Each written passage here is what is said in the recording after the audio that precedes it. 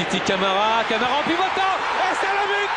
Titi Camara qui marque pour l'Olympique de Marseille, qui avait marqué déjà au match aller. Titi Camara a marqué les années 90 de son accélération exceptionnelle, mais n'a jamais réussi à gagner un seul titre durant sa carrière faite de buts et de désillusions. Ah oui, Jean-François, Titi Camara qui marque son premier but. Crochet, un tir, arrêt de Pifton et Camara. Quatrième, pardon.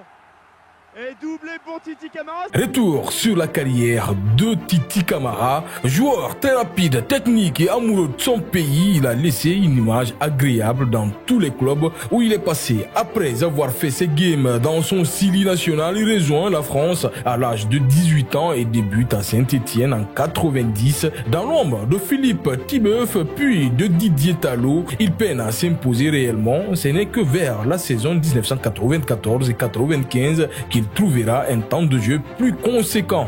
Et il peut lancer Titi Camara, qui inscrit le troisième but stéphanois. Magnifique troisième but stéphanois, marqué par Titi Camara.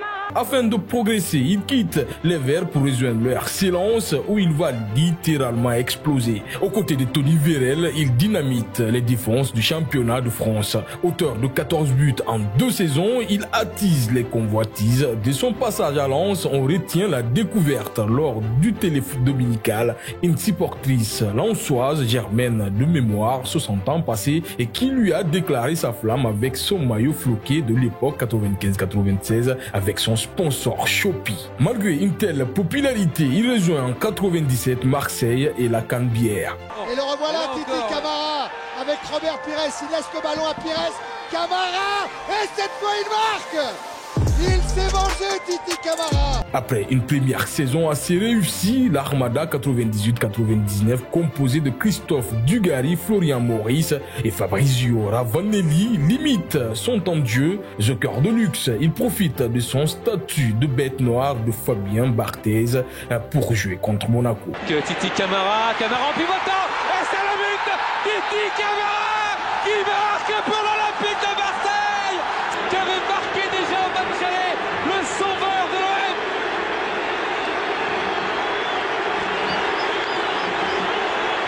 La délivrance pour les Marseillais, on sentait le chaos entre deux équipes qui recherchaient ce but. Eh bien, elle est venue des pieds de Jocelyn Gourvenec pour Titi Camara, on l'a dit. Titi Camara, celui qui rentrait, l'homme frais, le joueur frais, de ses pieds pouvait venir la décision et elle est venue de son pied gauche. L'image qui restera sans doute de son passage à l'OM sont ses larmes de Bastia, où après maintes tentatives, il finit par marquer sur un caviar de Robert Pires qui offre la victoire aux siens. Après une superbe saison, malheureusement mal récompensée avec une seconde place en championnat, une finale de coupe de l'UEFA perdue contre les Parmesans, on se dit que Camara a accroché le bon wagon, lui qui est parti un an très tôt de Lens. Mais le projet sportif de Roland Courbis avec Ibrahima Bakayoko en pointe ruine ses espoirs. Un peu à la surprise générale, il parvient à décrocher un contrat dans le club mythique de Liverpool. Matteo Camara, still Titi Camara, and that should mean the 3 points for Liverpool. Camara, Schmitzer. Oh, Camara, terrific goal! Wonderful volley by Titi Camara. Just for a moment, Vassen, who got a left hand to it, might have felt it kept it out. But from Schmitzer's... Là aussi, ses larmes laissent des traces. Octobre 1994, Liverpool s'apprête à jouer un match de championnat face à West Ham. Dans la matinée, Titi Camara apprend le décès de son papa. Il décide tout de même de jouer. Et comme un symbole, il marque le but de la victoire et célèbre en tombant à genoux devant le cop et en pleurant. Ferdinand missed that one. Ball from Thompson, he could get the cross in here. It's a good cross, comes right across and it's a mistake by Ferdinand and it's a goal for Liverpool. Titi Camara's 4th of the season and Rio Ferdinand a slip at a vital point that gives Liverpool a goal. Modèle de combativité, héros au sein du COP et auteur de 9 buts en 33 matchs, le Guinéen sera vendu la saison suivante à West Ham. Liverpool préférant jouer avec Émile Esquet à la pointe de l'attaque. En 2003, il part au Qatar où il restera un an et demi. Après plusieurs mois de chômage, il revient pour une dernière pise à Amiens. Fin 2006, il raccroche définitivement les crampons. Il aura également marqué la bagatelle de 27 buts en 57 matchs de sélection nationale.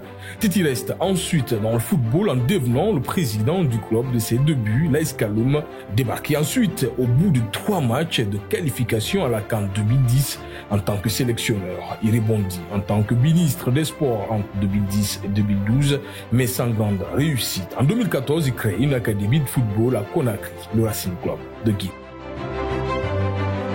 Titi Camara en pivotant, et c'est le but, Titi Camara qui marque pour l'Olympique de